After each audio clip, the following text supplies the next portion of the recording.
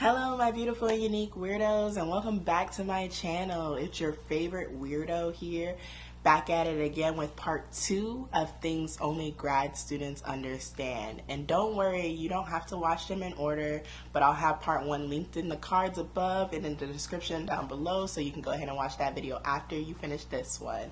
So let's go ahead and cut to that intro.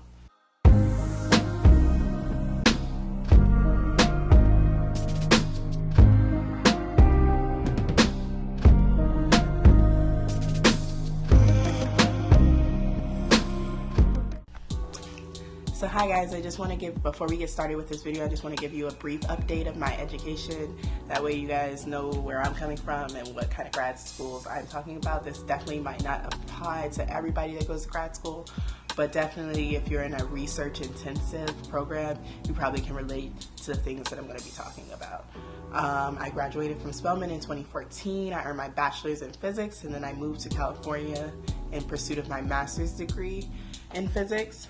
I attended Cal State Long Beach, and I graduated the summer of 2017. I also moved to UCF the summer of 2017 in order to obtain my PhD in physics, and recently I got a master's along the way in the summer of 2019.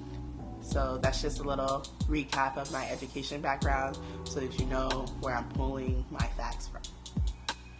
Alright, so number 1 in this video is teaching and grading. So when you enter grad school, generally speaking, the first year or two, you have to be what we call a TA, which is a teaching assistant.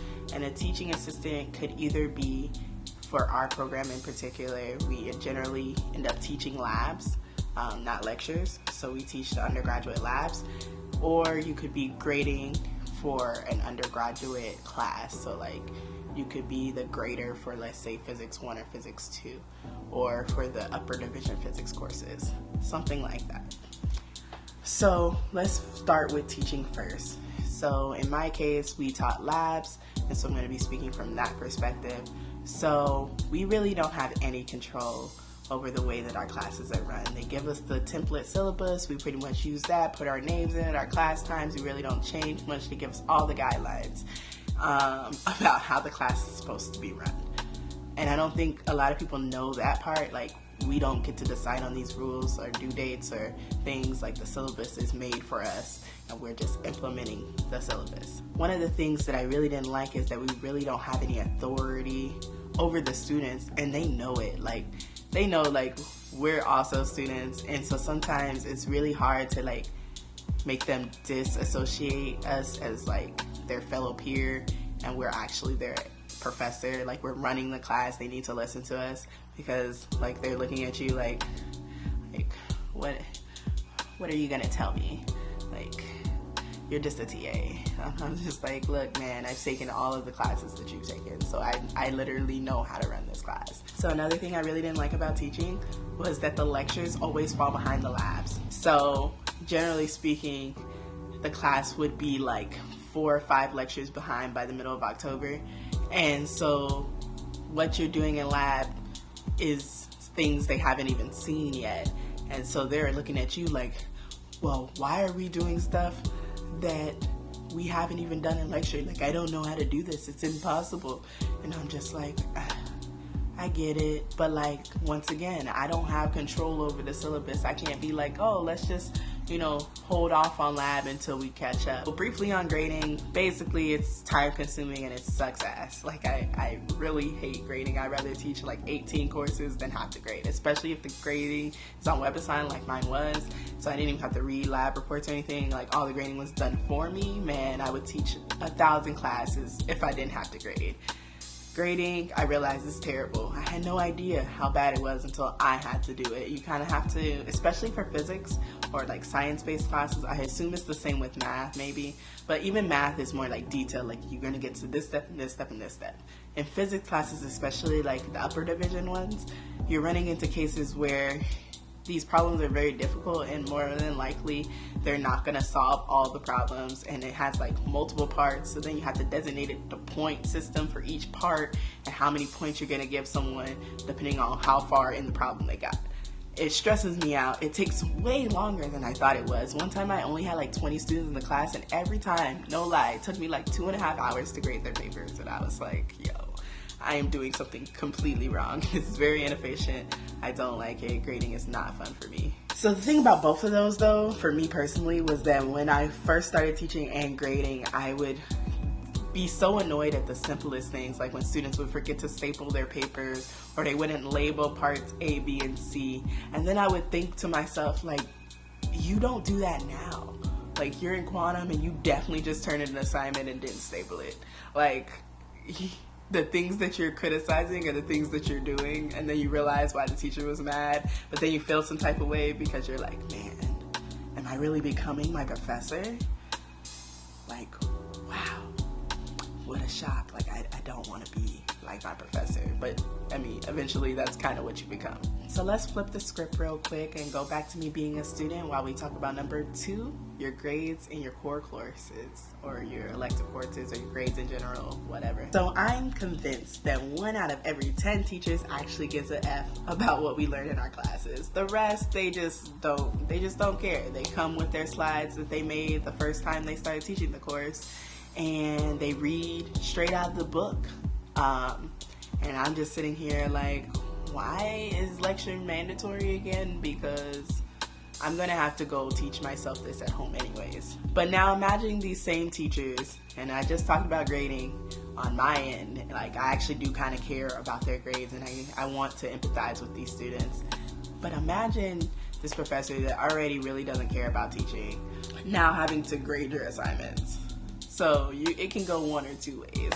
You have the professors that luckily gets like a upper graduate student that can grade their work. Normally it comes from somebody in their lab or something.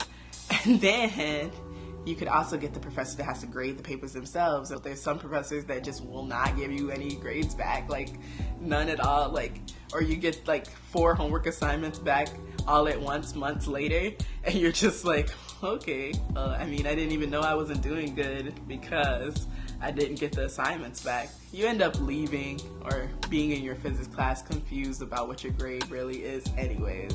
You're just like, I can count the number of times I've actually like known like the actual number grade that I had in my class. Like, I'm like, oh yeah, I got about 82 in this class. Like, no, I just have to do percentages of like, so I think I did good on the homeworks. I mean, he didn't pass them back yet. And the class average was like 58 on that last exam, and I got a 57, so that's pretty close. So I should be in the B range, right? Another thing about grad school is that you can only get 2 C's, but your GPA has to remain at 3.0. So if you get 1 C, you have to get an A in another course at the same time to balance it out, so that your GPA is at a 3.0. And also, if you get more than 2 C's, even if you have enough A's to counteract them, you generally get kicked out of your program. So grades are kind of like a big deal, but then like after the first year, like nobody cares anymore. It's so annoying. Like, you spent all these years, sweat, tears, trying to study, get these grades, and then after that, like, nobody cares. Number 3, the research blues. So I'm convinced that there comes a time in every grad student's life where the research that they were so excited about, so amped to do in the beginning, becomes the reason that they go home every night, drink a glass of wine just to relax, like, to get rid of the stress, you know what I'm saying? I don't care how much you claim or say to love your research and love your project, there always comes a time where you're just like, why did I want to get a PhD again? Like, was this really the best decision? Like, did I once like this subject or topic that I'm working on? If you don't believe me, ask any grad student that's been in grad school for longer than 3 years, and they'll tell you that it happens every time. And then eventually you realize, like, I've been here 3+ years, I only got a few more years left, I might as well press on, and maybe one day I'll remember why I wanted to do this in the first place. So some triggers for the research blues is when your research isn't producing any results, like, or the results make no sense and you have no way to explain what's happening with the current science that's available. That's annoying. Or you're an experimental physicist like me and your equipment breaks and you're just sitting there like, damn, is it gonna take like like 3 months for me to fix this? Am I gonna have to fix it myself? Am I gonna have to order it apart? Is it gonna be expensive? Is my advisor gonna be mad? You know, having a stressful advisor in general could also be another trigger, or an absent advisor when it's just never around. It could just be general depression, because, you know, that's the thing that grad students have to deal with, people have to deal with in general. So you just be depressed in general, and then it triggers the research blues. Your code could not be working due to an update, and like, because of the update, now no longer these functions no longer work, or these libraries no longer can be imported. So, you know, for the theoretical physicists out there, I'm sure that that's a pain. Or you could just be all of the above, man. All of the above. Anyway, some treatments for the research blues include ranting. Yeah, ranting to your friends, or talking to your friends, doesn't matter. Talking to your friends, and if you don't have friends, then talk to social media. That's what I did. Yeah. I became known for the person that used to rant on social media about her problems in grad school. Drinking wine is also another, you know, valid option. You know, you can just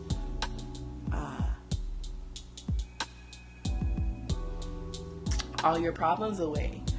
I'm just kidding, okay? Like, don't take me seriously, it's a joke. I mean, you could exercise. I mean, I try to do that, but like I'm really bad at it, because as I said before, I'm always kind of tired. So like, it's like, go to the gym or take a nap, and I'm always gonna choose take a nap.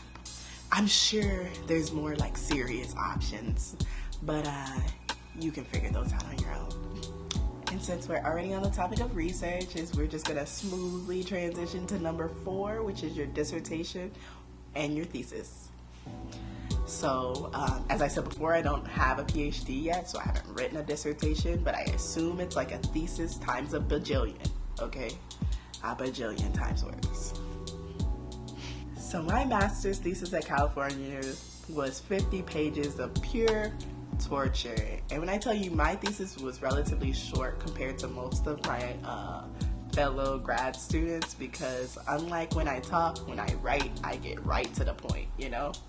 I honestly think I've blacked out most of the pain from my research thesis experience, because writing my thesis was pure torture.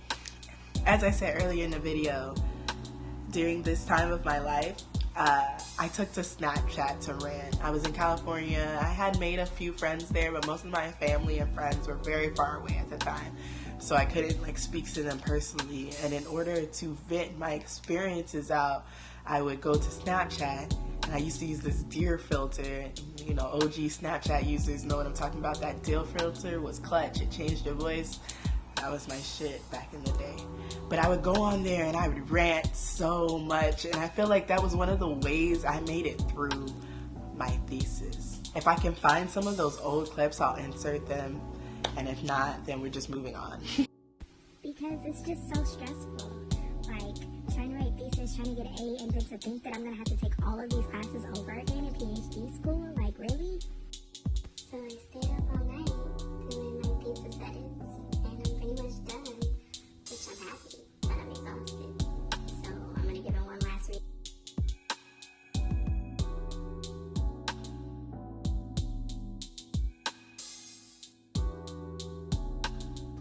I am in a whole other program. I am doing summer research on a whole new subject right now. I do not have time to just keep editing and editing, because you can't make up your mind. But what I can remember from the experience is that the worst part is when edits come.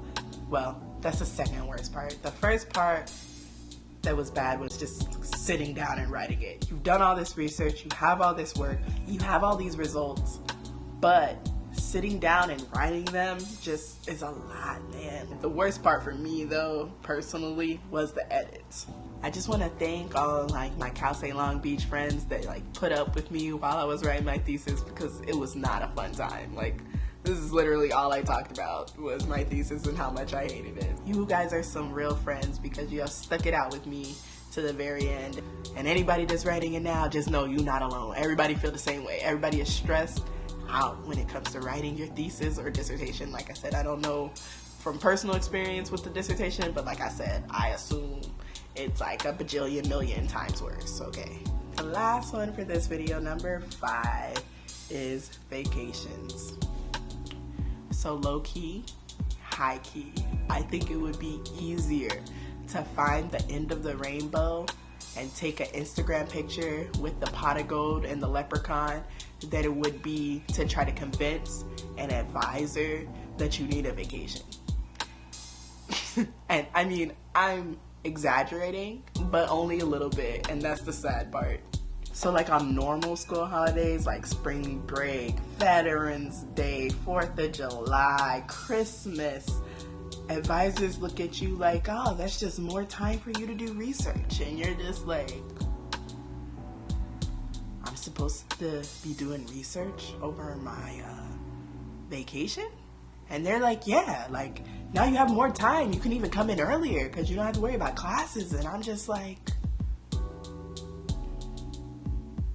so when am I supposed to have a vacation? And they're like, oh, you know, it's just a few years of, you know, struggling and hardship, and then you'll have your PhD and it'll be fine. And I'm like, okay. One of my advisors was making a joke one time, and he was like, yeah, like I used to have samples labeled with the date of Christmas. And I was like, you were in the lab making samples on Christmas? Yo, like, no, I'm not doing it, not. So we've reached the end of today's video. Thank you guys for making it all the way to the end. If you like this video, then hit that thumbs up button. And if you want to see more of my pretty face, then hit that subscribe button. And then hit that notification bell to be notified every time I upload, which is roughly every 2 weeks. Go ahead and watch my next video if you're not doing anything. And I'll see you beautiful, unique weirdos on the next one. Peace out.